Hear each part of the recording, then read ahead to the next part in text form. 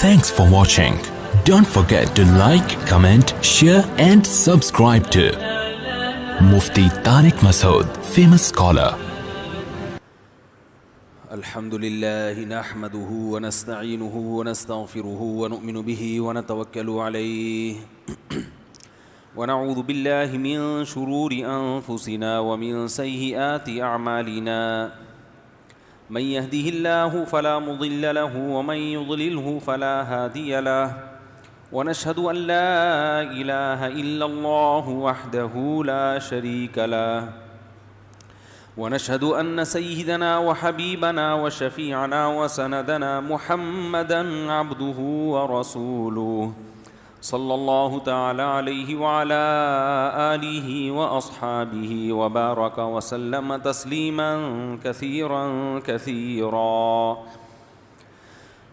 أما بعد فأعوذ بالله من الشيطان الرجيم بسم الله الرحمن الرحيم محمد رسول الله والذين معه أشداء على الكفار رحماء بينهم تراهم ركعا سجدا يبتغون فضلا من الله ورضوانا سيماهم في وجوههم من أثر السجود ذلك مثلهم في التوراة ومثلهم في الإنجيل كزرع أخرج شطأه فآزره فاستغلظ فاستوى على سوقه يعجب الزراع ليغيظ بهم الكفار وعد الله الذين آمنوا وعملوا الصالحات منهم مغفرة وأجرا عظيما وقال النبي صلى الله عليه وسلم الكيس من دان نفسه وعمل لما بعد الموت قرآن مجید کی چند آیات اور رسول اللہ صلی اللہ علیہ وسلم کی ایک حدیث پڑھی ہے. اللہ تعالیٰ سے دعا ہے اللہ تعالیٰ صحیح طرح سے بات کہنے کی، سننے کی، سمجھنے کی اور عمل کی توفیق عطا فرمائے. آپ حضرات کو معلوم ہے 10 محرم یوم عاشوراء کو کھلے عام صحابہ کرام پر لعن طعن کی گئی، معاذ اللہ، نقل کفر نباشت. چند فیصد لوگ ہیں جو اپنا مذہب مسلط کرنا چاہتے ہیں اور میڈیا بھی انہی کو کوریج دے رہا ہے، انہی کی سنائی جا رہی ہے. 99.9% لوگ جو صحابہ کرام سے محبت کرتے ہیں، ان سے محبت کو اپنے ایمان کا جز سمجھتے ہیں، ان کے جذبات کو مجروح کیا جا رہا ہے. دنیا کے کسی ملک میں اس کی اجازت نہیں ہے. صرف ایک واحد ہمارا کنٹری ہے جس میں کھلے عام اس قسم کی بدماشیاں ہو رہی ہیں. ناروے میں جب قرآن مجید جلایا گیا تو ناروے کی گورنمنٹ نے خود ایکشن لیا.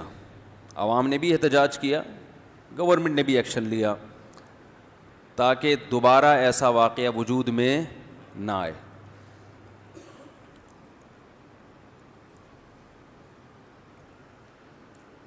میں آج جو آپ کے سامنے بیان کروں گا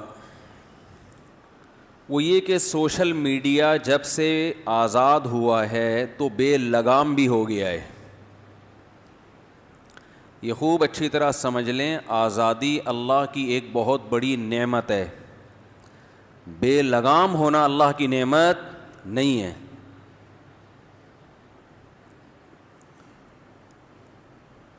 سوشل میڈیا کی میں ایک اکثر مثال دیا کرتا ہوں کہ پہلے زمانے میں لوگ پیدل سفر کیا کرتے تھے، آج جہازوں پہ سفر ہوتا ہے. تو بتاؤ کہ پیدل سفر کرنے والا اپنے ہدف تک جلدی پہنچے گا یا جہاز میں سفر کرنے والا؟ جہاز میں سفر کرنے والا.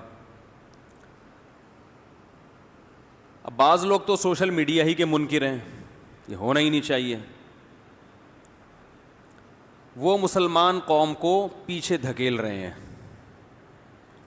جب باطل جہازوں میں بیٹھ کے سفر کر کے تبلیغ کر رہا ہو تو وہ لوگوں کو پیدل سفر کی ترغیب دیتے ہیں, تو ظاہر ہے باطل اپنے ہدف تک بہت جلدی, بولو بھائی, پہنچ جائے گا. ایک آدمی پیدل سفر کر رہا ہے, ایک تیز رفتار گھوڑے پر ہے. سب کو پتہ ہے کون پہلے پہنچے گا بھائی, گھوڑے پہ. لیکن گھوڑے پہ بیٹھنے والوں کی دو قسمیں ہوتی ہیں.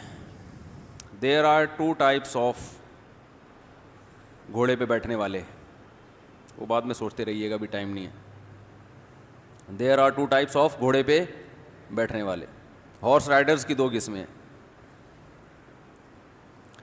تو ایک وہ کہ جب وہ گھوڑے پہ بیٹھتے ہیں تو ان کو پہلے پتہ ہوتا ہے کہ ہم نے جانا کہاں ہے, ان کا ہدف پہلے متعین ہوتا ہے. سمجھ رہے ہیں؟ پھر وہ یہ بھی چیک کرتے ہیں کہ یہ گھوڑا قابو میں ہے بھی کہ نہیں ہے. شرارتی گھوڑا تو نہیں ہے کہ پتہ چلا میں نے جانا کہاں ہے اور یہ مجھے پہنچا کہیں اور دے. یہ بھی چیک کرتے ہیں کہ اگر یہ سدھایا ہوا گھوڑا ہے تو اس کے لگام بھی ہے یا نہیں ہے, کیونکہ سدھایا ہوا گھوڑا کو بھی شرارتی بننے میں ٹائم, ہم نے بہت گھڑ سواری کی ہے الحمدللہ, وہ نہیں جو ایبٹ آباد میں آرام آرام سے گھما رہے ہیں, وہ نہیں, اسپیڈ کے ساتھ کی ہے. کیونکہ 2-3 میری گھڑ سواریوں کے ایسی ویڈیوز آئی ہیں کہ میں ان سے کہہ رہا ہوں اللہ کا واسطہ یہ ہٹا دو, اس سے بدنامی ہو رہی ہے. یہ تو لیڈیز بھی اس طرح نہیں چلاتی گھوڑا, آج کل تو لیڈیز بھی بھگا رہی ہیں گھوڑے. وہ بولیں گے یہ کیا, تو وہ ایسے ہی ہیں, وہ ویسے کسی نے بٹھا کے تصویر بنا لی اور لگام ہاتھ میں پکڑ لی کہ یہ سکھا رہے ہیں مجھے. اچھا خیر, تو گھوڑے پر جب آپ بیٹھیں گے تو 3 چیزیں پہلے ڈیسائیڈ کرنی ہیں. جانا کہاں ہے, یہ گھوڑا میرے قابو میں ہوگا, سدھایا ہوا ہے, اور اس میں لگام ہے یا نہیں ہے. تو پھر یہ گھوڑا آپ کو آپ کے مقصد میں کامیاب کرے گا. لیکن اگر آپ گھوڑے پہ بیٹھ پہلے گئے اور اب آپ سوچ رہے ہیں کہ میں نے کرنا کیا ہے, تو ہو سکتا ہے جتنی دیر میں آپ سوچیں آپ کے سوچنے سے پہلے گھوڑا سوچ چکا ہو. کیا خیال ہے بھائی؟ ہو سکتا ہے گھوڑا پہلے سوچ چکا ہو کہ میں نے کرنا کیا ہے. بعض دفعہ گھوڑے پہ بیٹھتے ہی وہ بھاگنا شروع کر دیتا ہے اور اس کی لگام آپ کے ہاتھ میں نہیں ہوتی. تو گھوڑے کو اپنے اوپر مسلط نہیں کرنا ہے کہ وہ آپ کو بتائے گا کہ کہاں جانا ہے, آپ نے گھوڑے کو بتانا ہے کہ کہاں جانا ہے. گھوڑے کو اپنی لگام نہیں دینی, گھوڑے کی لگام اپنے ہاتھ میں رکھنی ہے. سوشل میڈیا اس وقت ایسے ہاتھوں میں ہے, جو ہماری ینگ جنریشن ہے, نوجوان طبقہ, انہیں اس فیلڈ کے بارے میں نالج نہیں ہوتی جس فیلڈ کے بارے میں سوشل میڈیا پہ بتایا جا رہا ہوتا ہے. جب وہ فیس بک اور یوٹیوب پہ بیٹھتے ہیں تو بیٹھنے سے ان کا مقصد, کوئی ہدف پہلے سامنے نہیں ہوتا. یوٹیوب اور فیس بک ان کو جہاں چاہتا ہے گھسیٹتا ہے, لے کے جاتا ہے. یہ سوشل میڈیا کے ڈسے ہوئے لوگ ہیں. میں سمجھا پا رہا ہوں اپنی بات؟ یہ سوشل میڈیا کے ان کو سوشل میڈیا اپنی سمت میں لے کے جا رہا ہے, ان کا پہلے سے کوئی ہدف اور سمت نہیں ہے. پہلے زمانے میں ہم بچپن سے سنتے آئے تھے, صحابہ سے بغض رکھنے والے مخصوص قسم کے ذاکر, مخصوص قسم کے طبقے کے لوگ ہوتے تھے. اہل سنت میں کوئی ان سے متاثر نہیں ہوتا تھا, کوئی متاثر, لفٹ ہی نہیں کراتا تھا کوئی. بلکہ حق اور معیار کا, حق اور باطل کا جو معیار تھا نا, وہ معیار یہ تھا کہ یہ تمام صحابہ کی عقیدت اور محبت دل میں رکھتا ہے یا نہیں رکھتا. یہ کرائٹیریا تھا. دیکھو آج کوئی شخص اسلام کا دعویٰ کرے, یہ ایکو تو ختم کریں, یہ کیوں آواز گونج رہی ہے. آج کوئی شخص اسلام کا دعویٰ کرے اور ہم سے کہے کہ میں قرآن نہیں مانتا لیکن مسلم ہوں, اگلی بات سنو گے آپ اس کی؟ اس لیے کہ حق اور باطل یعنی اسلام کو غیر اسلام سے جو چیز جدا کرتی ہے اس کی بنیاد کہاں سے شروع ہوتی ہے؟ قرآن و سنت سے. تو اب اس پہ بحث کرنے کا فائدہ ہے ہی نہیں کہ یار تو بیسی کا منکر ہے. تو جیسے قرآن کے منکر کو کافر سمجھا جاتا تھا, قرآن کے منکر اور حدیث کے منکر کو گمراہ سمجھا جاتا تھا, تو اہل سنت والجماعت جو نبی صلی اللہ علیہ وسلم نے فرمایا نا میری امت میں 73 فرقے ہوں گے جن میں 72 جہنمی اور 1 جنتی. صحابہ نے پوچھا یا رسول اللہ وہ جنتی فرقہ کون سا ہے؟ آپ صلی اللہ علیہ وسلم نے اس فرقے کا نام نہیں بتایا. اگر آپ صلی اللہ علیہ وسلم نام بتاتے کہ وہ دیوبندی ہوگا, ایک مثال دے رہا ہوں, تو ہر باطل اپنا نام کیا رکھتا؟ بولو نا بھائی, دیوبند. اگر نبی صلی اللہ علیہ وسلم فرماتے کہ 15ویں صدی میں اس کا نام بریلوی ہوگا, تو ہر باطل اپنا نام کیا رکھتا؟ بریلوی. ہم بھی بریلوی ہوتے, اپنے نام کے ساتھ ہم نے لگایا ہوا ہوتا. مفتی طارق مسعود بریلوی, قادری, چشتی, سہروردی. مدظلہ العالیہ, جو ملا کھا لیا. مدظلہ کی 2 قسمیں ہوتی ہیں نا, ہر طبقے میں ہوتے ہیں یہ. دامت برکاتہم العالیہ, جو سامنے آیا کھا لیا. There are 2 types of دامت برکاتہم العالیہ. اگر نبی صلی اللہ علیہ وسلم فرماتے کہ وہ فرقہ اہل حدیث ہوگا, تو ہم سب اپنا نام کیا رجسٹرڈ کرواتے؟ اہل حدیث. آپ نے ناموں پہ مدار نہیں, عمل, کہ اس کے ناموں کے چکر میں تو جماعت المسلمین پڑھی ہے اور بیڑا ہی غرق کر دیا. جماعت المسلمین نے بڑی ہوشیاری دکھائی کہ یار یہ جتنے لوگ ہیں نا, دیوبندی, بریلوی, اہل حدیث, حنفی, شافی, ان سب پہ سب سے بڑا الزام یہ لگتا ہے کہ یہ مختلف ناموں سے کیوں مشہور ہیں. ملتے جلتے ناموں سے دھوکہ نہ کھائیں, کمپنیوں میں لکھا ہوتا ہے نا. تو انہوں نے کہا قرآن میں ہمارا نام اللہ نے مسلم رکھا ہے, تو ہم کیا ہیں؟ مسلم. بہت اچھا کام ہے, اپنے آپ کو مسلم ہی کہلوانا چاہیے. یہ دیوبندی, بریلوی, یہ سب غلط ہیں, ہم بھی اس کے قائل نہیں ہیں. ہماری مسجد کے باہر آپ نے دیکھا کوئی جامع مسجد الفلاحیہ دیوبندی حنفی کچھ لکھا ہوا دیکھا؟ مجھے تو اس سے بڑی چڑ ہے کہ مسجدوں کے باہر جامع مسجد اہل حدیث, جامع مسجد. ابے مسجد سعودی عرب میں دیکھا کوئی مسجد کے باہر لکھا ہوا ہے؟ تو انہوں نے, اس لیے ہم کہتے ہیں بھائی عمل پہ آؤ نا, عمل پہ آؤ. یہ تو میں پہلے بیان کر چکا ہوں, یہ نام لوگوں نے رکھے ہیں. لوگوں نے خود نہ کہ بھئی مسلمان تو سبھی ہیں, تو فرق کرنے کے لیے کہ یہ والے اس ٹیکنیکل قسم کے ہیں, یہ حلوے مانڈے نہیں کھاتے, یہ ربیع الاول پہ یہ کچھ نہیں کرتے, تو ان کو دیوبندی کہہ دیا. جو رفع الیدین کرتے ہیں ان کو تقلید کے منکر ہیں, ان کو اہل حدیث. پھر وہ انہوں نے رجسٹرڈ بھی کروا لیا اس کو, یا ان کے بڑے بیٹھے ہوں گے کہ جی ہمارا یہ, ہم یہ, کیونکہ سب مسلمان تو سمجھتے ہیں نا ایک دوسرے کو, تو فرق کرنے کے لیے یہ رکھ دیا حال. تو جماعت المسلمین نے 1.5 ہوشیاری کی, انہوں نے کہا ہم نام کیسا رکھیں گے؟ مسلم. مسلم نام رکھ کے سب کو کیا قرار دے دیا؟ بولو بھائی, غیر مسلم. سب گمراہ ہیں, ہم مسلم ہیں. تو میری جماعت المسلمین والوں سے بڑے ٹاکرے ہوئے ہیں. میں ان سے ایک بات کہتا تھا, یار یہ جو تمہارا نام مسلم ہے نا, یہ اللہ نے نہیں رکھا, یہ تم نے رکھا ہے. سمجھ رہے ہو؟ ہوا سماکم المسلمین. قرآن کہہ رہا ہے اس نے تمہارا, یعنی جو قرآن و سنت کو مانتے ہیں, صحابہ کو مانتے ہیں, ان کے بارے میں قرآن کہہ رہا ہے کہ اس نے تمہارا نام کیا رکھا؟ مسلم. میں نے کہا آپ کا نام مسلم قرآن و سنت نے نہیں, آپ تو اس دور میں تھے ہی نہیں. 1975 سے پہلے تو آپ کا کوئی تحریک کا کوئی ثبوت ہی نہیں ملتا. تو یہ آپ نے اپنا نام رکھا ہے. اس کی مثال ایسے ہے جیسے ایک آدمی کے 3 بیٹے تھے. ابا نے ایک بیٹے کا نام ستار رکھا. یہ جلدی سے کر, پھر اصل ٹاپک کی طرف آتا ہوں. ابا کے 3 بیٹے تھے. رفیع بھائی کے 3 بیٹے تھے. تھے نہیں ہیں, کتنے؟ 3 ہے نا. ایک کا نام کیا ہے؟ چلو جو بھی، میں ستار غفار چلاتا ہوں فی الحال. ایک کا نام ستار، ایک کا نام وسیم، ایک کا نام سلیم. ٹھیک ہے نا. ابا نے کہا میرے 3 بیٹے ہیں، ستار، غفار، وسیم اور سلیم،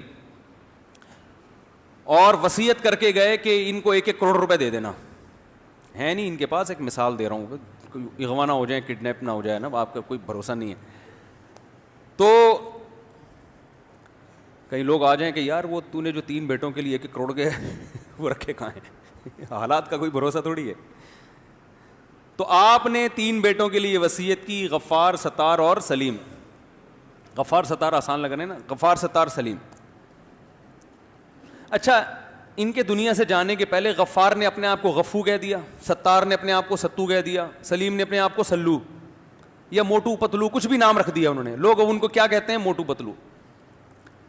اب ایک بندہ جو پڑوس میں رہتا تھا، ان کے انتقال کے بعد اس نے کہا کہ 1 کروڑ کی وصیت غفار کے لیے تھی، اور رفیع بھائی نے اپنے بچوں کا ایک بیٹے کا نام غفار رکھا تھا، تو میرا نام کیا ہے؟ غفار ہے.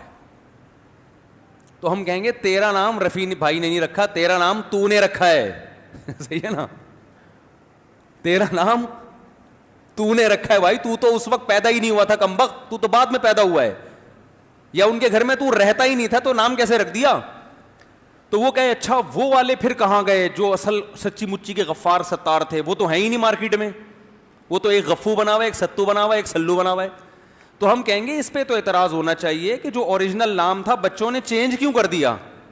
اس پہ تو آؤ بحث کے بات کرتے ہیں. لیکن وہ فضائل جو رفیع بھائی نے اپنے 3 بچوں کے لیے بیان کیے ہیں، ان سے مراد اس نام کے بچے نہیں ہیں، وہ جو ان کی طرف منسوب ہیں. نام اگر چینج کر دیے اس پہ تو انگلی اٹھے گی، لیکن ان فضائل سے وہ محروم نہیں ہوں گے. بہت مشکل ہے، بہت مشکل ہے سمجھانا، بہت مشکل ہے.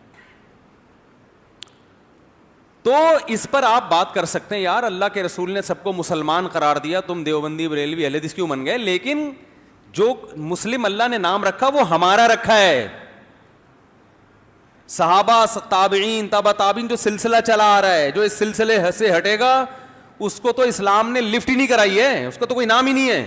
تبھی وہ بے نام ہو کے اپنے لیے نام سوچتا رہتا ہے. تو نام تو سب اچھے اچھے سوچتے ہیں.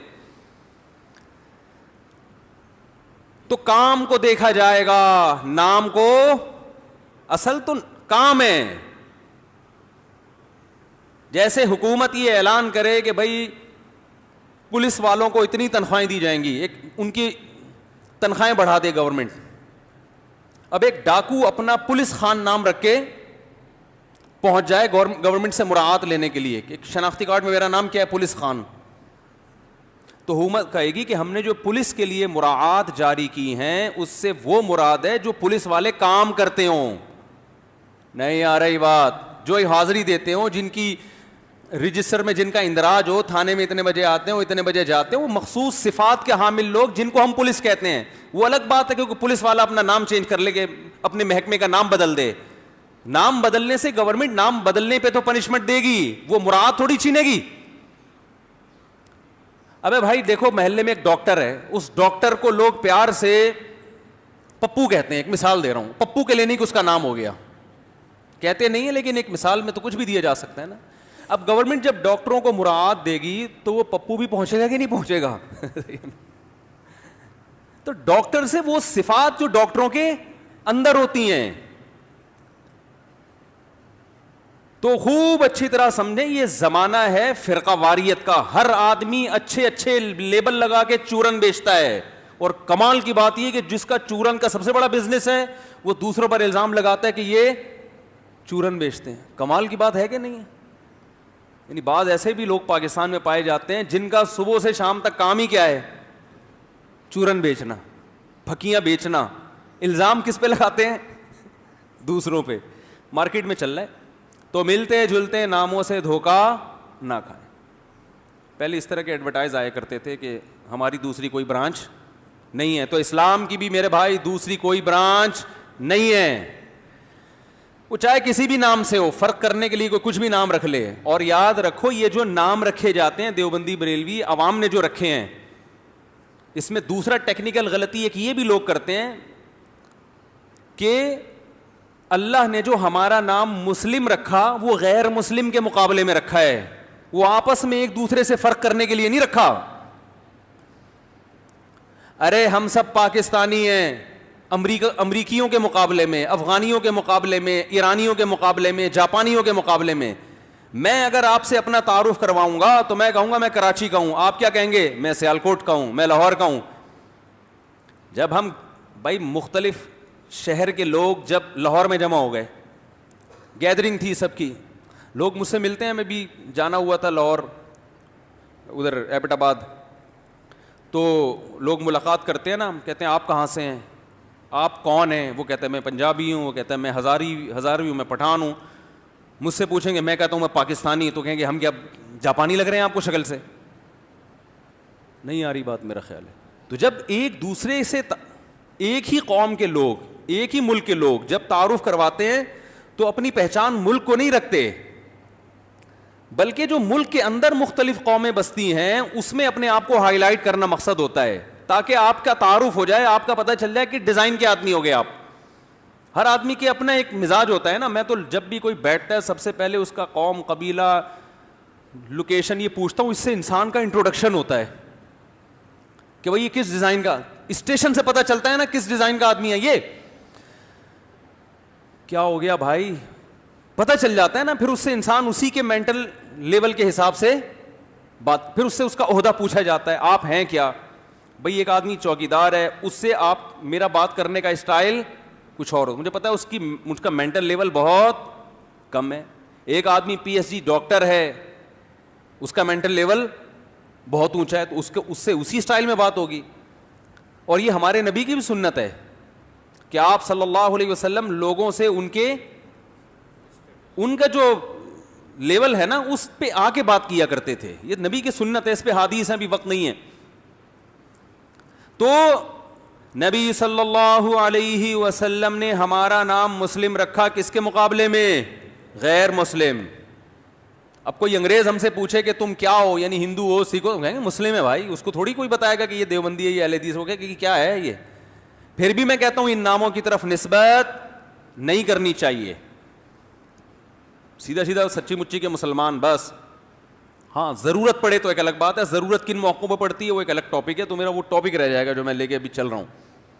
تو جماعت ہاں, تو نبی صلی اللہ علیہ وسلم نے جو 73 میں سے ایک جنت میں جائے گا اس کا نام نہیں, یہ بھی نہیں فرمایا وہ مسلم ہے, کیونکہ پھر جماعت المسلمین والے کہتے دیکھو نبی نے فرمایا تو ان کا نام کیا ہوگا؟ مسلم. اور ویسے بھی یہ عجیب بات ہے کہ باطل جب کوئی الٹا کام کرتا ہے نا تو اس میں بھی غلطیاں کر رہا ہوتا ہے. ایک جماعت المسلمین والے سے میں نے کہا کہ نبی نے تو مسلم نام رکھا تھا, جماعت المسلمین تھوڑی رکھا تھا. اللہ نے تمہارا نام مسلمین رکھا ہے, قرآن میں آتا ہے, جماعت المسلمین بولو بھائی نہیں رکھا. تو یہ جماعت المسلمین کہاں سے نکال لیا؟ نام میں چینجنگ تھوڑی ہوتی ہے, نام تو ایز اٹ از ہوتا ہے جیسا ہے, نام میں چینجنگ کی اجازت نہیں ہوتی. جیسے عطا اللہ شاہ بخاری رحمۃ اللہ علیہ, ان کا نام تھا عطا اللہ. کیا نام تھا؟ مرزا غلام احمد قادیانی سے براہ راست یا اس کے کسی چیلے سے ان کا مناظرہ ہو رہا تھا. تو نبی صلی اللہ علیہ وسلم کی جو پچھلی کتابوں میں پیش گوئی ہے نا کہ نبی آئے گا جن کا نام احمد ہوگا, تو اس نے کہا وہ میں ہی ہوں. عطا اللہ شاہ بخاری رحمہ اللہ نے فرمایا کہ وہ تو غلام, تمہارا نام تو غلام احمد ہے, احمد تھوڑی ہے. اس نے کہا اس سے کوئی فرق نہیں پڑتا, غلام احمد اور احمد ایک ہی چیز ہے. انہوں نے کہا ٹھیک ہے پھر میرا نام عطا اللہ ہے, عطا اللہ ہو یا اللہ ہو کوئی فرق نہیں پڑتا, تو میں اللہ ہوں, میں نے تیری نبوت واپس لے لی. نبوت کیا کر دی؟ کینسل. ظاہر ہے اللہ میں اور عطا اللہ میں زمین آسمان کا فرق ہے میرے بھائی, تو احمد میں اور غلام احمد میں زمین آسمان کا فرق ہے. تو ایسے ہی مسلمین اور جماعت المسلمین یہ دو الگ الگ چیزیں ہیں. تو خیر نبی صلی اللہ علیہ وسلم نے کیا فرمایا خوب اچھی طرح سمجھو, 73 فرقوں میں سے ایک جنت میں جائے گا. صحابہ نے پوچھا وہ کون سا ہوگا؟ تو آپ صلی اللہ علیہ وسلم نے اس فرقے کا نام بولتے کیوں نہیں بھائی؟ نہیں بتا, ورنہ حق اور باطل آپس میں کیا ہو جاتے؟ خلط. قیامت تک ہم یہی سوچتے رہتے کہ یہ والا جو نبی نے جو نام بتایا تھا وہ یہ والا ہے، یا وہ جیسے مسلم لیگ نون قاف میم آ گئی نا، سارے مسلم لیگ ہیں، کوئی نون بن گیا، کوئی کیا بن گیا، قاف. اب سچی مچی کی مسلم لیگ کون سی ہے؟ یہ جب تک سیاست میں آپ ماہر نہ ہو آپ کو تھوڑی پتہ چلے گا. تو ایسے ہی وہ نبی کوئی نام بتا دیتے تو سچی مچی کا وہ کون سا ہے وہ تھوڑی پتا. جو باطل ہوتے ہیں وہ پہلے نادرا سے رجسٹریشن کروا دیتے اپنی جا کے. باطل لوگ تو ان چیزوں میں بہت آگے ہوتے ہیں. تو اس لیے آپ صلی اللہ علیہ وسلم نے ایک علامت بیان کی، بڑی زبردست علامت، دودھ کا دودھ پانی کا پانی کر دیا اس علامت میں. فرمایا ما انا علیہ و اصحابی، 73 فرقوں میں جو فرقہ میرے اور میرے ساتھیوں کے طریقے پر ہوگا وہ کیا ہوگا؟ جنت. آج باطل نے کیا کیا کہ صحابی کے لفظ ہی میں گڑبڑ شروع کر دی ہے. سمجھ رہے ہیں؟ ڈاکٹر نے آپ کو پرہیز بتایا کہ انڈا نہیں کھانا، آپ کو انڈا بہت پسند تھا، آپ نے انڈے کو کوئی نام دے دیا، آلو کہہ دیا، انڈے پہ موٹا موٹا لکھ دیا کیا یہ آلو ہے، ابال کے کھا گئے آپ. کہا ڈاکٹر نے انڈا کھانے سے منع کیا ہے جبکہ یہ انڈا نہیں ہے، یہ کیا ہے؟ آلو ہے. تو آپ اسے کیا قرآن و حدیث سے دلیل دو گے؟ ہیں بولتے کیوں نہیں؟ آپ اسے ڈکشنری اور لغت سے دلیل دو گے کہ ابے یہ ڈکشنری اٹھا کے دیکھ، اس میں انڈا بنا ہوا بھی ہے، اٹ از کالڈ انڈا. بتاؤ گے نا کہ یار اردو میں انڈا اسے کہتے ہیں، ایسی نہیں مانے گا نا. اس میں لکھا ہوگا انڈا اس چیز کو کہتے ہیں جو مرغی سے ایک سفید رنگ کا نکلتا ہے. ہو سکتا ہے کوئی گلابی انڈا لا کے دکھا دے وہ کہ یہ تو سفید نہیں، یہ کیا ہے؟ گلابی ہے. تو آپ کیا کرو گے؟ آپ ایسی ڈکشنری خریدو گے جس میں چیزوں کے ساتھ ان کی تصویریں بنی ہوئی ہوتی ہیں، تو انڈا بنا ہوا ہوگا. اب اگر وہ یہ کہے کہ میں اس ڈیفینیشن کو نہیں مانتا تو اس کا مطلب بھائی تو اپنی جان کا دشمن ہے، تو کھاتا رہے انڈے، مرے گا. آج صحابہ کے دشمن نے صحابی کی ڈیفینیشن کو کیا کر دیا؟ بولو بھائی، چینج. دیکھو یہ حدیث بڑی جامع ہے، بہت جامع حدیث ہے، اس سے تمام قسم کے فرقوں کا دودھ اور پانی کا پانی ہو جاتا ہے. سب سے پہلے فرمایا ما انا علیہ، جس پر میں ہوں. یہاں سے بات کیوں نہیں شروع کی جس پر جو قرآن پہ چلے گا؟ اس لیے کہ جتنے باطل فرقے ہیں ان میں بہت سے ایسے ہیں جو حدیث کے منکر ہیں. یہ قرآن تو ایک ایسی جگہ ہے جس کا کوئی بھی انکار نہیں کرتا، یہاں آ کے سارے کیا ہو جاتے ہیں؟ جمع ہو جاتے ہیں. کیونکہ یہ اسلام کے اندر ہی ہوں گے نا 73، تو ہر شخص لیبل اسلام کا لگائے گا، تو اسلام کے لیبل کے لیے اسے سب سے پہلے سہارا قرآن سے لینا پڑے گا. ویسے تو اصل یہی ہے کہ جو قرآن و سنت پہ چلتا ہو، لیکن نبی صلی اللہ علیہ وسلم نے یہاں یہ تعبیر اختیار نہیں کی ہے، کیونکہ آپ یہاں باطل کو حق سے کیا کر رہے ہیں؟ چھانٹ رہے ہیں. اس کے لیے اگر قرآن کا آپ حوالہ دے دیتے کہ جو قرآن پہ چلے گا، تو باطل لوگ سب سے زیادہ قرآن کر رہے ہوتے ہیں آج کل، ہر آیت کا حوالہ، ہر آیت کا نمبر اور ریفرنس. اور اس جو قرآن کے ماہر نہیں ہیں تو ایسے لوگوں کے لیے ان کو بیوقوف بنانا آسان ہوتا ہے. تو اس لیے آپ نے سب سے پہلی علامت بیان کی ما انا علیہ، جس پر کون ہے؟ میں ہوں. کیا مطلب؟ قرآن کی ایسی تشریح اگر کوئی کرتا ہے کہ جس پر میں نہیں ہوں، اس تشریح کو دیوار پہ مار دینا. آمدی صاحب کی قرآن کی درجنوں ایسی تفسیریں انہوں نے کی ہیں جو رسول اللہ صلی اللہ علیہ وسلم جس پر، بولو بھائی، نہیں تھے. منکرین حدیث پرویزی فرقہ وہ سرے سے حدیث کو حجت مانتا ہی نہیں ہے، لہذا وہ تمام لوگ اس حدیث سے کیا ہو گئے؟ باہر نکل گئے. دوسری بات آپ نے فرمائی وَأَصْحَابِي، بعض لوگ ایسے آئیں گے جو میری حدیث کو مانیں گے لیکن اس کی تشریح ایسی کریں گے جس پر میرے صحابہ، بول لو کیا ہو گیا یار، نہیں تھے. تبھی ہم ہر حدیث میں دیکھتے ہیں کہ صحابہ نے اس پر کیسے عمل کیا. یہ جو آج کل ایک مزاج چل پڑا ہے نا کہ حدیث کا ریفرنس, یہ کافی نہیں ہے. یہ ایسا ہی ہے جیسے منکرین حدیث قرآن کا ریفرنس دے رہے ہوتے ہیں, حدیث کو کہاں لگا دیتے ہیں, سائڈ پہ, اور فنڈر گیری شروع کر دیتے ہیں کہ یار ہم تو ہر بات قرآن سے کرتے ہیں. جس کو حدیث کا نہیں پتا وہ ان کی باتوں میں آ جاتا ہے. تو یاد رکھو, اسی طرح بعض لوگ حدیثوں کے ریفرنس یاد کر کے بیٹھے ہوئے ہیں, لیکن صحابہ کو کیا کر دیتے ہیں, سائڈ پہ. مشرکین مکہ یہ کہا کرتے تھے لو کان خیرا ما سبقونا الیہ, یہ قرآن مجید کی آیت ہے کہ اسلام اگر خیر ہوتا, سیدھا راستہ ہوتا, تو یہ جو عرب کے غریب لوگ, حضرت بلال حبشی, خباب ابن ارت جیسے لوگ, یہ لوگ ہم سے پہل نہ کرتے. یعنی ہم قوم کے سردار ہیں, ہم تو ہر خیر میں سب سے آگے ہوتے ہیں. تو یہ ابو بکر, عمر, عثمان, علی رضی اللہ عنہم, یہ جو صحابہ ہیں نا, یہ ہم سے پہلے اس طرف چلے گئے, یہ اس کی علامت ہے, یہ خیر کا کام نہیں ہے, کیونکہ ہم تو عرب کے سردار ہیں, ہم تو بڑے لوگ ہیں, ہر خیر میں ہم پہلے آگے ہوتے ہیں. تو ہمارا پیچھے ہونا خود اس کی علامت ہے کہ یہ کام کیا ہے, جس راستے پہ یہ چل رہے ہیں یہ غلط ہے. نہیں آ رہی بات؟ یہ ان کا عقیدہ تھا. ہمارا عقیدہ کیا ہے؟ اگر کوئی خیر کی چیز ہوتی, وہ کہتے تھے ما سبقونا, ہم کہتے تھے لسبقونا, لام تاکید کے لیے.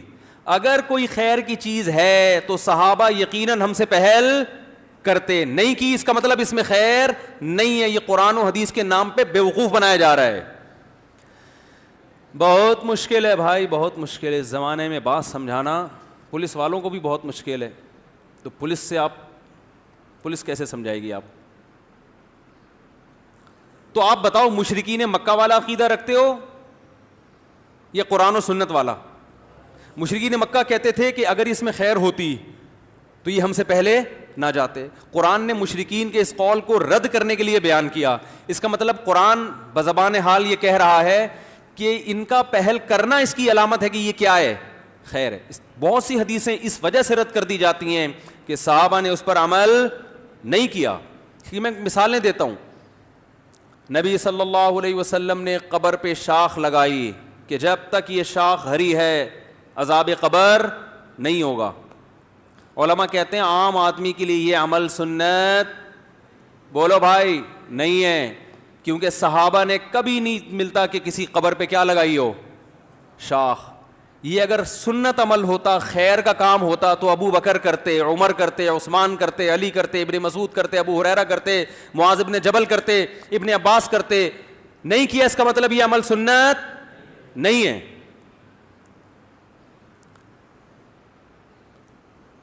اور بہت سی مثالیں ہیں اس کی.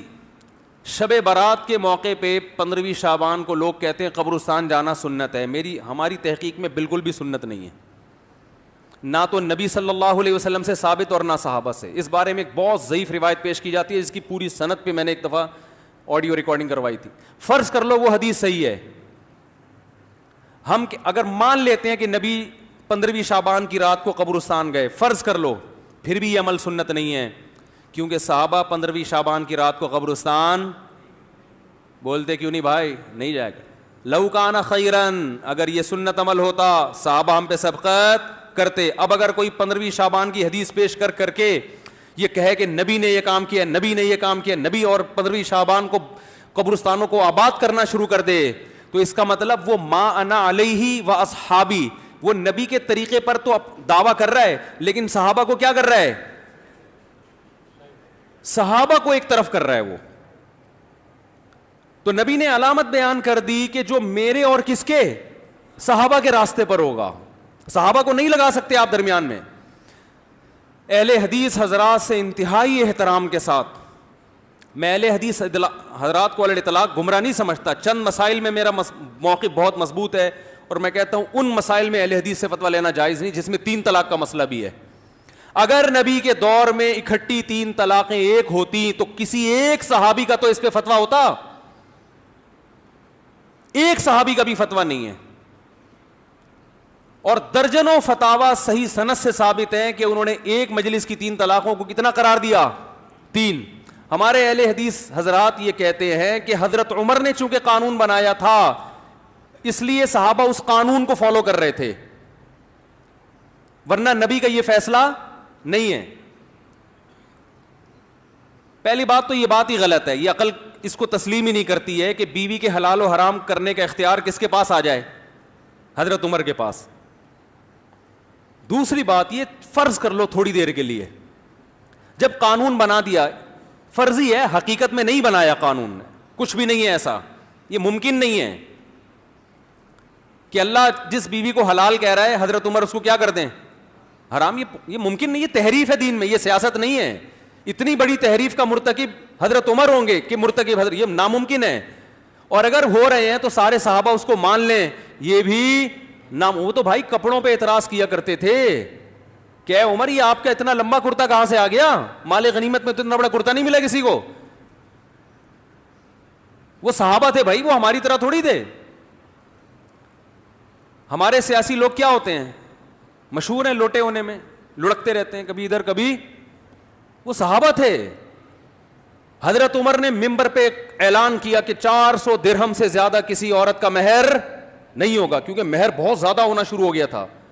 اور یہاں سیاستاً پابندی لگانے کی اجازت بھی تھی, کیونکہ مہر کا تعلق بیوی کے حلال یا حرام ہونے سے نہیں ہے. گورنمنٹ جیسے چیزوں کے ریٹ متعین کر دیتی ہے نا, بھائی آٹا اس سے زیادہ نہیں بیچ سکتے, تو یہاں سیاست کی اجازت بھی تھی کہ بھائی مہر بہت زیادہ ہو رہا ہے, لڑکیوں کی شادیوں میں مشکلات ہو رہی ہیں, تو 400 سے اوپر پہ پابندی. یہ سیاسی پابندی تھی, اس کو بھی صحابہ نے قبول نہیں کیا. ایک عورت کھڑی ہو گئی, ممبر پہ بیٹھے ہوئے ہیں اور پابندی لگا رہے ہیں کہ 400 درہم سے زیادہ نہیں.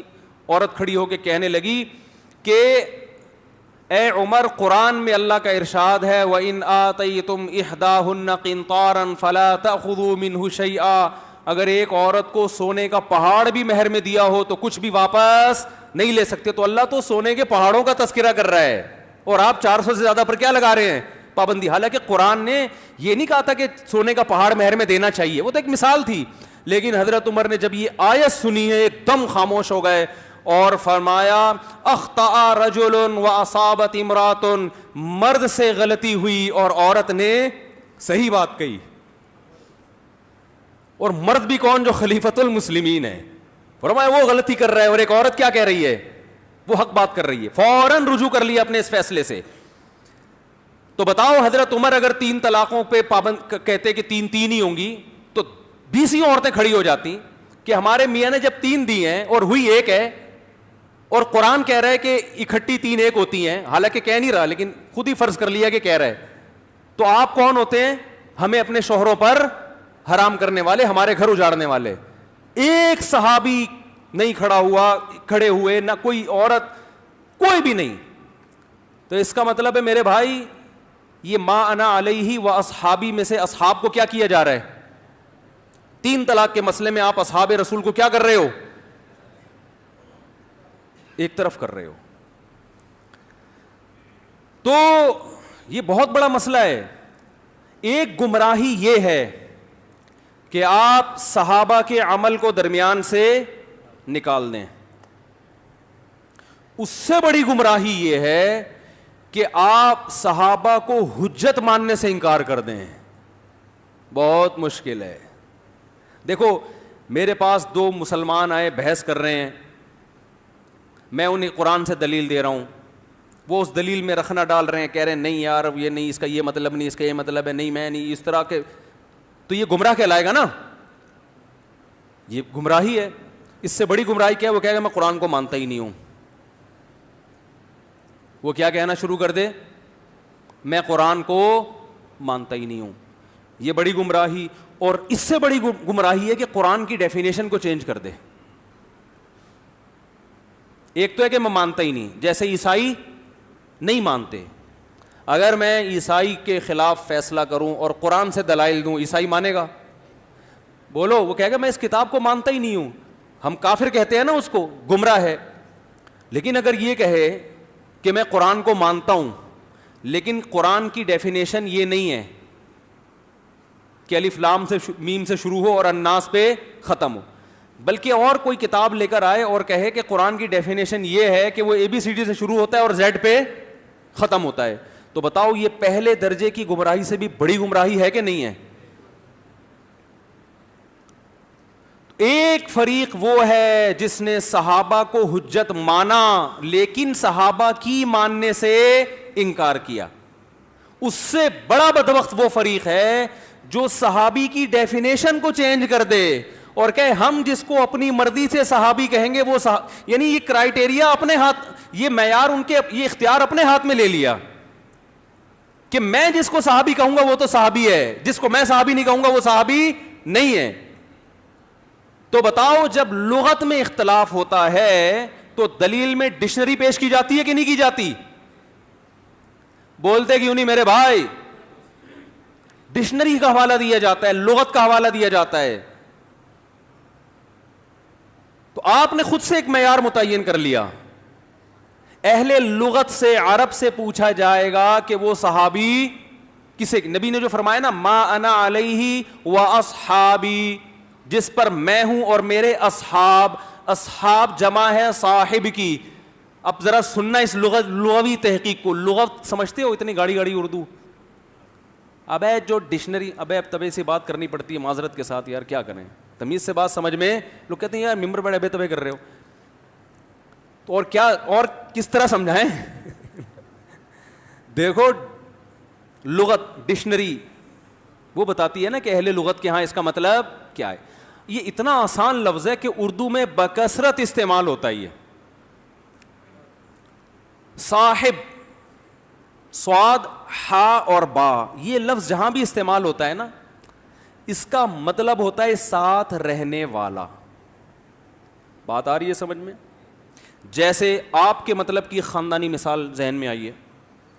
قرآن میں اللہ تعالیٰ کا ارشاد ہے یوم یفر المرء من اخیہ, قیامت کا دن ایسا دن ہوگا جس دن آدمی اپنے بھائی سے دور بھاگے گا.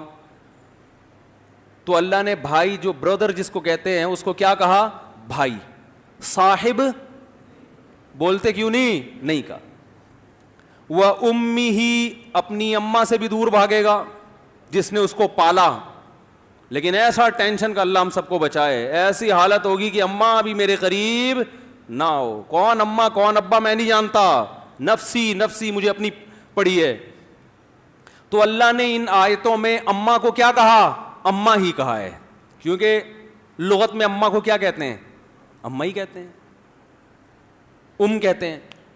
وصاحبتہ وامہ وابیہ, اپنے ابا سے بھی دور بھاگے گا.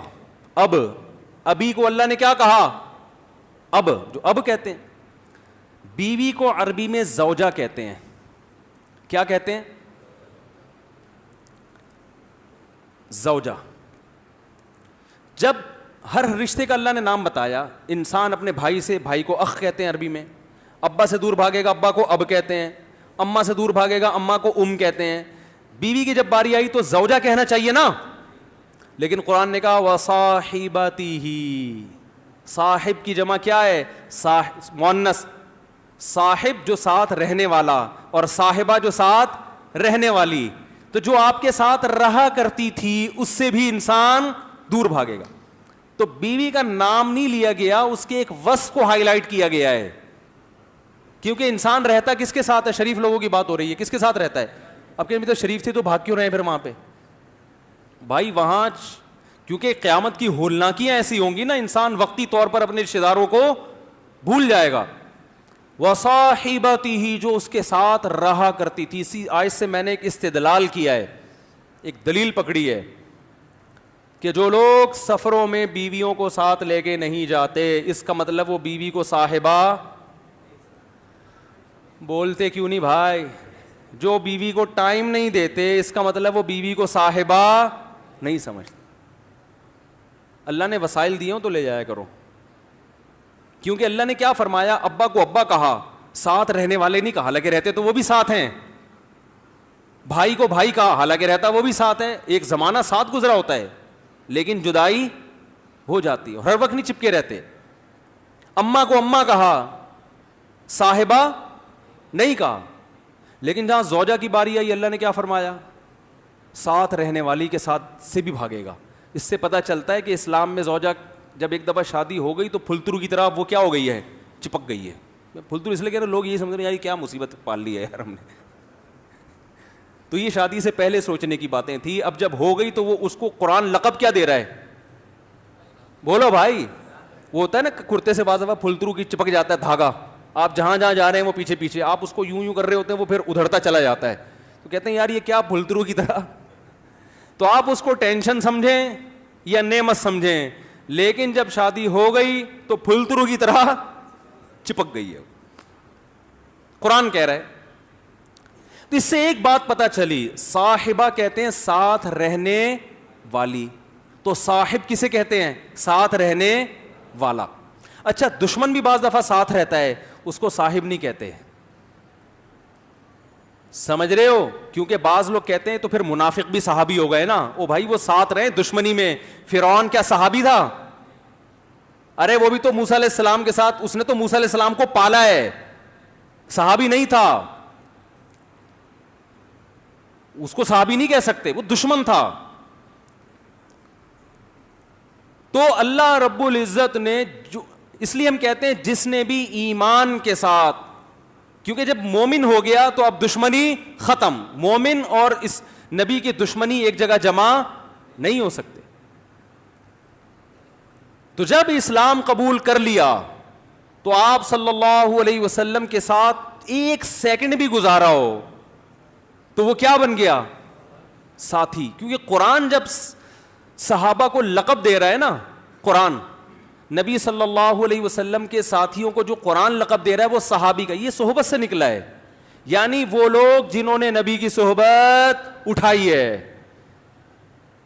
اس میں حضرت ابو بکر سب سے پہلے داخل ہیں, حضرت ابو سفیان بھی داخل ہیں, حضرت معاویہ رضی اللہ عنہ بھی داخل ہیں, حضرت عمر عثمان علی تو وہ بھی داخل ہیں. کسی ایک کو اس سے خارج کرنا یہ اس کی علامت ہے. آپ کسی قرآن کی آیت کو قرآن سے نکال دیں اور کہیں قرآن کی ڈیفینیشن اس آیت پہ صادق نہیں آتی, تو یہ جیسے کفر ہے, ایسے کسی صحابی کو صحابی کی فہرست سے نکال دینا یہ بھی کفر ہے.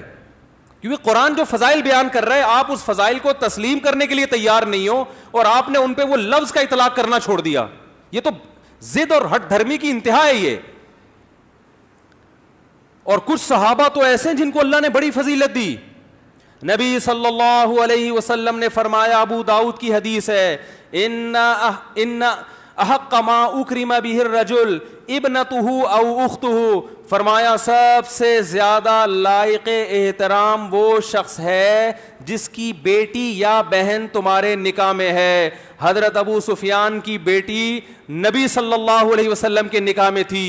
یاد رکھو اگر میرے نکاح میں کسی کی بیٹی ہے تو میرے لیے اس بیٹی کا باپ قابل احترام ہے, تو بتاؤ نبی کے نکاح میں جس کی بیٹی ہو ہمارے لیے وہ باپ کس قدر قابل احترام ہوگا. اور محمد صلی اللہ علیہ وسلم اس رشتے کا پاس رکھ رہے ہیں, جو آپ نے حدیث ارشاد فرمائی اس پر عمل کر رہے ہیں, اور ابو سفیان رضی اللہ عنہ کو عزت دے رہے ہیں, مقام دے رہے ہیں. مکہ جب فتح ہوا تو آپ اعلان کر رہے ہیں جس نے ابو سفیان کے گھر میں پناہ لے لی, ابو سفیان کے گھر میں چلا گیا, وہ میری طرف سے کیا ہے؟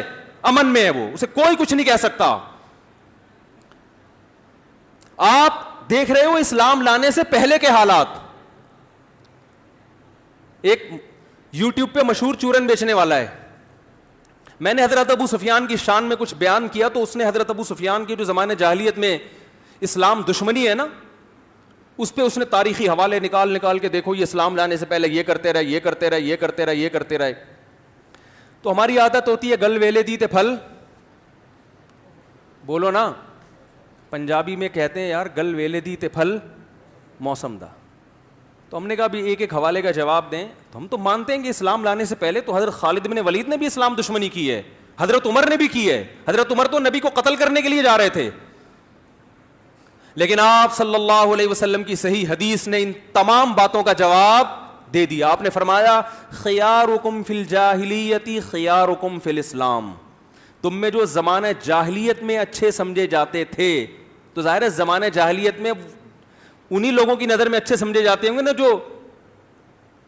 جو جاہلیت میں مبتلا تھے, تو اسلام لانے کے بعد بھی وہ سب سے اچھے ہیں. خالد ابن ولید زمانے جاہلیت میں اچھے سمجھے جاتے تھے کہ نہیں؟ غزوہ احد میں شکست کس کی وجہ سے ہوئی؟ بولتے کیوں نہیں بھائی؟ خالد ابن ولید. کیوں اچھے؟ کیوں؟ بہادری ہے, غیرت ہے, مگر وہ بہادری اور غیرت غلط استعمال ہو رہی ہے. منافقت ہوتی تو غزوہ احد میں ان کی تلوار مسلمانوں کے خلاف نہ چلتی. منافق کا کوئی مذہب نہیں ہوتا, وہ جہاں دیکھتا ہے وہاں چلا جاتا ہے, ادھر لڑک جاتا ہے. یہودی منافق تھے مدینہ میں, جب مسلمانوں کو فتح ہوتی تو اس طرف چلے جاتے, شکست ہوتی تو ادھر کو آ جاتے. حضرت خالد ابن ولید اور ابو سفیان رضی اللہ عنہ کا کردار یہ نہیں تھا. جب دشمن تھے تو بتا کے دشمن تھے, جب دوست بنے تو بتا کے دوست بنے ہیں. آج ان ابو سفیان پر کھلے عام لعن طعن کی جا رہی ہے, رضی اللہ عنہم, کھلے عام لعن طعن کی جا رہی ہے. اور حضرت ابو سفیان نے جب اسلام قبول کیا تو آپ سے ماضی میں جو کوتاہیاں ہوئیں ان کی تلافی بھی کی آپ نے. حضرت ابو سفیان رضی اللہ تعالی عنہ حضرت عمر کے دروازے پہ کھڑے ہیں, قاصد آیا, اس نے حضرت بلال کو اندر آنے کی پہلے اجازت دے دی. حضرت ابو سفیان کو ایک محسوس ہوا کہ میں سردار ہوں عرب کا, ایک غلام کو پہلے اجازت دی جا رہی ہے. تو کسی نے کہا ابو سفیان جب اسلام کمزور تھا تو انہوں نے مدد کی, جب اسلام کو قوت ملی تو آپ بھی اسلام میں آئے, اور اللہ کی قسم اب اس کی تلافی اس کے علاوہ نہیں ہو سکتی کہ ہم باقی زندگی میدان جہاد میں گزار دیں. یعنی ہم سے جو کوتاہی ہوئی ہے ہمیں اس کی تلافی کرنی پڑے گی. حضرت ابو سفیان رضی اللہ تعالیٰ عنہ اس کے بعد شام چلے گئے اور شام کی سرحدوں میں جہاد میں جنگوں میں مصروف رہے ہیں, صرف اس نقصان کی تلافی کے لیے کہ میں دیر سے مسلمان کیوں ہوا. تو حضرت ابو سفیان کا نبی سے رشتہ کیا ہے؟ ممکن ہے لوگ حوالے دے دیں کہ وہ فلاں نے بھی تو فلاں کی بیٹی سے شادی کی تھی, فلاں نے بھی تو فلاں کی بیٹی سے شادی کی تھی. غیر مسلم کے حوالے مسلمان پہ چسپاں نہیں کیے جا سکتے. اسلام لانے کے بعد یہ فضیلت ہے کہ سب سے زیادہ قابل احترام وہ ہے جس کی بیٹی یا بہن تمہارے نکاح میں. اسی سے حضرت معاویہ کی فضیلت بھی ثابت ہو گئی. نبی نے بیٹی اور بہن دونوں کا ذکر کیا. حضرت معاویہ کی بہن کس کے نکاح میں ہے؟ محمد صلی اللہ علیہ وسلم کے نکاح میں. آج عزت دار داماد جب سسر گھر میں آتا ہے تو اس کی عزت کرتا ہے کہ نہیں کرتا؟ یا سسر صاحب کو ان کا ماضی بیان کرنا شروع کر دے کہ آج تو ماشاءاللہ آپ کی بڑی اچھی داڑھی ہے, یا جو آپ کے برادر بیوی کے بھائی کو کیا بولتے ہیں, برادر نسبتی, وہ آپ کے گھر آئے اور آپ ان کو بتائیں اب تو چلے لگا کے آ گئے, 4 مہینے لگا لیے, ہمیں پتہ ہے یار تم بنٹے کھیلا کرتے تھے, لٹو کھیلا کرتے تھے, گھنٹیاں بجا کے, اس طرح کی چیزیں. وہ کہے گا یار ہم نے آپ کو عزت دی, اپنی بیٹی کا نکاح, اپنی بہن کا نکاح آپ سے کیا, تو لگتا ہے کہ آپ کوئی خاندانی آدمی, سسرال کے میں تو بڑی عزت دی جاتی ہے نا ایک دوسرے کو, رشتے ٹوٹ جاتے ہیں بھائی عزت نہ دینے پر. تو آپ بتاؤ رسول اللہ صلی اللہ علیہ وسلم کے نکاح میں, آپ صلی اللہ علیہ وسلم کے نکاح میں کوئی خاتون ہو تو ان کے باپ اور ان کے بھائی کو عزت دینا, کیا یہ صرف نبی کی ذمہ داری ہے؟ بولو نا بھائی. تو ہماری ذمہ داری ہے, کیونکہ نبی ہمارے روحانی باپ ہیں اور آپ کی زوجہ ہماری روحانی ماں ہیں. تو اپنی ماں کے بھائی کا تو ویسے ہی عزت دی جاتی ہے اس کو, اپنی ماں کے باپ کو تو بہت عزت دی جاتی ہے. تو اللہ رب العزت نے کیا فرمایا, ما انا علیہ و اصحابی, جس پر میں اور میرے کون ہیں؟ صحابہ. اور صحابی کا مصداق علماء نے بیان کیا, سب سے پہلا مصداق حضرت ابو بکر صدیق رضی اللہ تعالیٰ عنہ ہے. قرآن نے حضرت ابو بکر کو پوری امت سے ہٹ کے الگ سے بیان کیا ہے. فرمایا الا تنصروہ, اے ایمان والو تم محمد صلی اللہ علیہ وسلم کی مدد کرو, اگر تم نے مدد نہیں کی فقد نصرہ اللہ, اللہ کر چکا ہے اس وقت مدد, اذ ہما فی الغار, جب وہ دونوں غار میں تھے, ثانی اثنین, دو میں سے ایک کون تھے؟ محمد صلی اللہ علیہ وسلم. یعنی اللہ ابو بکر صدیق کے ذریعے مدد کر چکا. یہاں اللہ نے جب امت مسلمہ سے خطاب کیا کہ اے ایمان والو تم نبی کی مدد کرو, تو اس خطاب میں حضرت ابو بکر داخل نہیں ہے, ان کے علاوہ کو خطاب ہو رہا ہے. ان کے علاوہ کو خطاب کر کے کہا جا رہا ہے کہ اے ایمان والو تم مدد کرو, نہیں کرتے تو ابو بکر تو کر چکے ہیں مدد, ایسے لوگ تو ہیں نبی کے پاس, اللہ کو تمہاری مدد کی ضرورت نہیں ہے. اذ یقول لصاحبہ, جب محمد صلی اللہ علیہ وسلم اپنے صاحب کا لفظ آیا نا, صحابی صاحب ایک ہی معنی ہے, جب وہ اپنے صحابی سے کہہ رہے تھے لا تحزن, غم نہ کرو, ان اللہ معنا, اللہ ہمارے ساتھ ہے. غار میں جب پناہ لی ہے نا, دیکھو حضرت موسیٰ علیہ السلام جب دریا کے کنارے پہنچے اور پیچھے بہت بڑا لشکر آ رہا ہے فرعون کا, بنی اسرائیل نے کہا انا لمدرکون, موسیٰ پکڑے گئے, مر گئے, مروا دیا, یہ بنی اسرائیل کہہ رہے ہیں. آگے دریا ہے, پیچھے فرعون ہے, بھاگنے کا راستہ نہیں ہے. تو موسیٰ علیہ السلام نے کیا فرمایا؟ کلا, ہرگز ایسا نہیں ہے, ان معی ربی, میرے ساتھ کون ہے؟ اللہ. حضرت موسیٰ نے کہا ہمارے ساتھ کون ہے؟ بولتے کیوں نہیں بھائی؟ ہمارے ساتھ نہیں کہا, میرے ساتھ کون ہے؟ اللہ. لیکن یہاں نبی صلی اللہ علیہ وسلم کو جب چاروں طرف سے گھیر لیا, وہی سچویشن جو بنی اسرائیل اور فرعون کی تھی, وہی سچویشن. لیکن آپ ابو بکر صدیق سے فرما رہے ہیں غم نہ کرو, اللہ ہمارے یہاں نہیں, پھر میرے ساتھ ہے. بعض لوگوں نے اس سے توہین رسالت کی ہے اور یہ کہا ہے کہ موسیٰ معاذ اللہ اپنے ساتھیوں کو بھول گئے ایسے موقع پہ اور کہنے لگے اللہ میرے ساتھ ہے. بعض لوگوں نے یہ لکھا ہے, اور ہمارے نبی کا ظرف اتنا بڑا کہ اپنے ساتھی کو نہیں بھولے.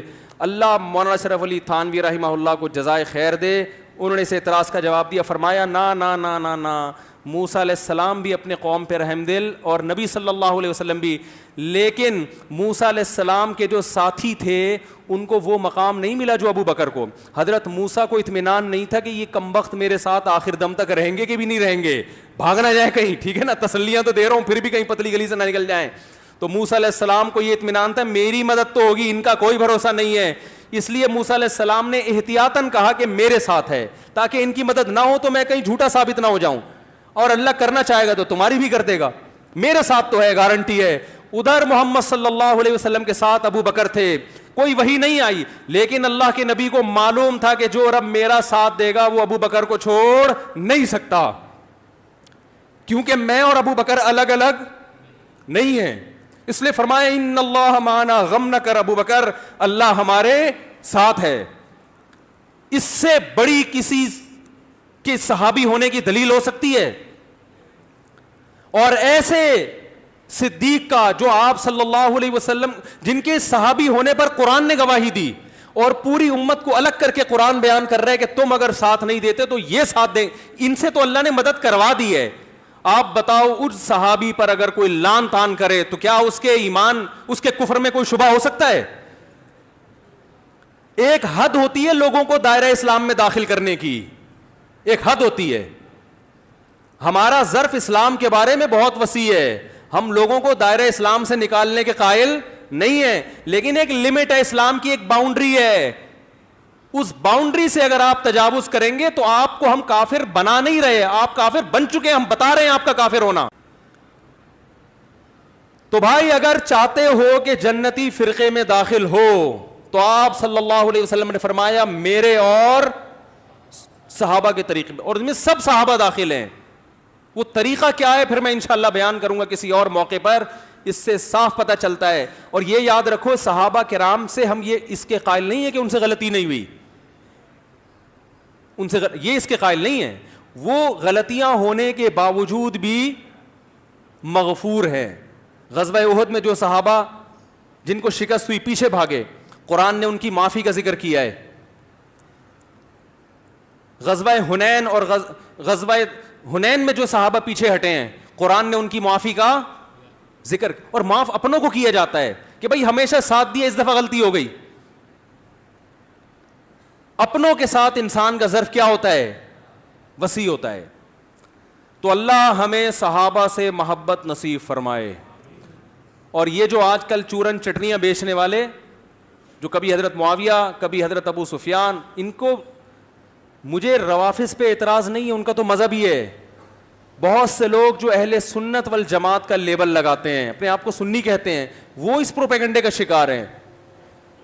تو آپ کے سامنے کوئی صحابی کی غلطی بیان کرے, پہلی بات تو یہ کہ بعض دفعہ غلطی ہوتی نہیں ہے, آپ کو لگ رہی ہوتی ہے, تو آپ بتاؤ کہ بھائی اگر غلطی ہے تو اللہ کی طرف سے کیا ہے؟ ان کی نیکیاں, ان کی نیکیوں کا پلڑا ان کی برائیوں کے پلڑے سے وزنی ہے. دوسری بات, اگر وہ غلطی بسا اوقات اجتہادی ہوتی ہے, حضرت عبداللہ ابن عباس رضی اللہ تعالیٰ عنہ سے کسی نے کہا, بخاری کی حدیث ہے کہ حضرت معاویہ 1 رکعت وتر پڑھتے ہیں. عبداللہ بن عباس کی رائے تھی کہ 1 رکعت صحیح نہیں ہے, تو انہوں نے فرمایا دعہ فإنہ فقیہ, ان کو اپنے حال پہ چھوڑ دو, وہ کیا ہیں؟ فقیہ, مجتہد ہیں, وہ اجتہاد کر سکتے ہیں, وہ میرے مقلد نہیں ہیں. یہ مطلب ہوا. تو عبداللہ بن عباس اہل بیس میں سے ہیں یا نہیں ہیں؟ اور حضرت معاویہ کی فقاہت اور ذہانت کی تعریف کر رہے ہیں. اور آگے چلو, بعض لوگ کہتے ہیں ہم معاویہ کو صحابی نہیں مانتے. اسی حدیث کی دوسری سند میں ان کے صحابی ہونے کی دلیل عبداللہ بن عباس سے ہے. کسی نے کہا معاویہ 1 رکعت وتر پڑھتے ہیں, عبداللہ بن عباس نے کہا دعہ فإنہ قد صحب النبی صلی اللہ علیہ وسلم, معاویہ نے نبی کی صحبت اٹھائی ہے. صحیبہ, صحابہ صحابی سے لکھنا نا, ماضی اس کا صحیبہ, مضارع یصحبو. تو اہل بیت گواہی دے رہے ہیں کہ حضرت معاویہ کیا ہیں؟ صحابی. باقی ان کا جو حضرت علی سے اختلاف ہوا, سیاسی اختلاف تھا, اجتہادی اختلاف تھا. حضرت علی حق پر تھے, حضرت معاویہ غلطی پر تھے, اہل سنت والجماعت کا عقیدہ ہے. مگر اس غلطی کی بنیاد حکومت کی لالچ, نفس پرستی نہیں تھی. حضرت عثمان کے قاتلوں سے انتقام کے لیے حکومت کو مجبور کرنا.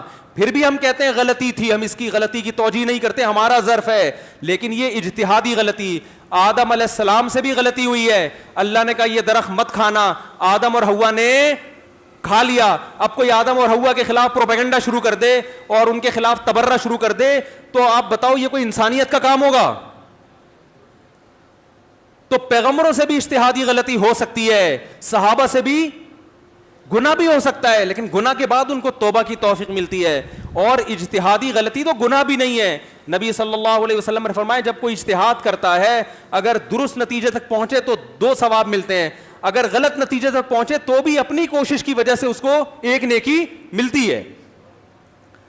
تو بھائی یہ یوٹیوبر سے اور فیس بکیوں سے متاثر ہو کر اپنے عقیدوں کو خراب مت کرو. ہم تمام صحابہ سے محبت کے قائل, تمام صحابہ کے جنتی ہونے کے قائل. ان کے جنتی ہونے کے دلائل کیا, یہ میں کسی اور وقت دوں گا انشاءاللہ, کہ ان سے اگر ان کو سزا دی بھی گئی ہے, جیسے وہ عذاب قبر دیا گیا بعض صحابی کو جن کی شاخ رکھی گئی, تو یہ بھی ہٹایا گیا ہے, ان سے معاف کیا گیا ہے. یہ اس زمانے کی باتیں ہیں, اس زمانے کے واقعات ہیں جب علی الاطلاق صحابہ کی مغفرت کا وعدہ نہیں کیا گیا تھا. تو ہمارا یہ عقیدہ ہے کہ کوئی صحابی جہنمی, بولو بھائی, نہیں ہے. یہ عقیدہ ہے ہمارا. الصحابۃ کلہم عدول. دیکھو اسماء الرجال کی بحث میں جب بھی کوئی راوی آتا ہے تو بحث ہوتی ہے, یہ ثقہ ہے, کذاب ہے, دجال ہے. کسی بھی صحابی کا نام آئے تو یہ بحث نہیں ہوتی, یہ بحث ہی نہیں ہوتی کہ یہ جھوٹے ہیں سچے ہیں. نہ کیا ہیں؟ سچے. حضرت معاویہ سے کوئی حدیث, صحیح بخاری میں حضرت معاویہ سے حدیث منقول ہے رضی اللہ عنہ کہ نبی صلی اللہ علیہ وسلم کو میں نے ایسے دیکھا, ممبر پہ جب آپ بیٹھے, حضرت معاویہ جب جمعے کی دوسری اذان کے وقت ممبر پہ بیٹھے, پہلے تو دوسری اذان ہی پہلی ہوتی تھی, تو انہوں نے اذان کا جواب دیا, تو پھر لوگوں سے فرمایا کہ میں نے نبی صلی اللہ علیہ وسلم کو اسی طرح جواب دیا. اس لیے میرا فتویٰ, ہمارے جامعہ کا بھی فتویٰ یہ ہے کہ جمعے کی دوسری اذان کا جواب دینا بھی کیا ہے, یہ سنت عمل ہے. اس پہ ہم نے بڑی تحقیق لکھی ہے, تو تحقیق کی ہے, کیونکہ بعض فتاویٰ میں لکھا ہے کہ جمعے کی دوسری اذان میں علی الاطلاق خاموشی ہے, لیکن راجح قول یہی ہے, مفتابی قول یہی ہے کہ جمعے کی دوسری اذان کا بھی جواب دینا چاہیے. تو اس حدیث کے راوی کون ہیں؟ حضرت معاویہ. کسی میں یہ جرت نہیں ہوئی اسماء الرجال میں کہ تمام راویوں کی بحث ہے, حضرت معاویہ سے نیچے جتنے ہیں, کہ لوگوں کے ان کے بارے میں تبصرے کیا ہیں. حضرت معاویہ کے بارے میں محدثین یہ بحث نہیں کرتے کہ کسی نے ان کو کذاب کہا ہے کہ نہیں کہا. بھائی صحابی ہیں, صحابی ہیں تو الصحابہ کلہم عدول, سب کے سب کیا ہیں عدول. ممکن ہے کچھ لوگ لغوی اعتبار سے علماء عدول یہ مبالغے کا صیغہ ہے, عدول کے لفظ بھی ہیں عدول کے بھی ہیں. تو عدول عادل کی جمع اور عدول یہ جو ہے وہ صیغہ صفت ہے. تو سب کوئی بھی حدیث حضرت معاویہ سے منقول ہوگی تو اہل سنت والجماعت کے وہاں کیا ہوگی, وہ حجت ہے. اللہ تعالی ہمیں صحابہ کی محبت نصیب فرمائے, ہمارے ایمان کی حفاظت فرمائے اور دشمنان صحابہ کے شر سے اللہ ہمیں محفوظ فرمائے. وما علینا الا البلاغ.